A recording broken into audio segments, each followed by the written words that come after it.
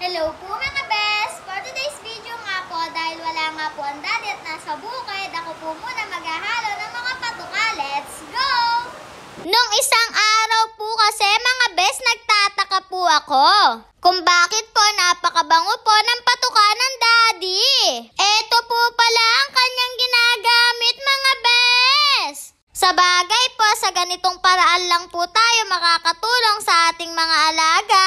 Ang bigyan sila ng masarap at masustansyang pagkain. Sa paniniwala nga po ng daddy mga best, pagka daw po tinitipid natin sa pagkain o patuka ang ating mga manok, titipirin din po tayo nito sa performance. Kaya mainam na din po na ibigay po natin ang para sa kanila.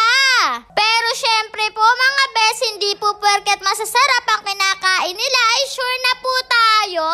Dahil ang makakatunggali din po nila ay masasarap din po ang kinakain. At parehas lang po nananalangin na magwagi. Kaya kami po ng daddy, kahit ano pong mangyari, ay sports lang. Basta makita po namin na maganda po ang performance ng aming mga alaga. Kahit di po sila palarin ay okay lang po. Ang mahalaga po, gumalaw po ng maganda ang ating mga manok. Pero syempre po mga besi pa ba rin po pag nagwagi sila. Ililipat ko nga po pala dito mga bes dahil hindi ko nga po masyadong mahalo dito.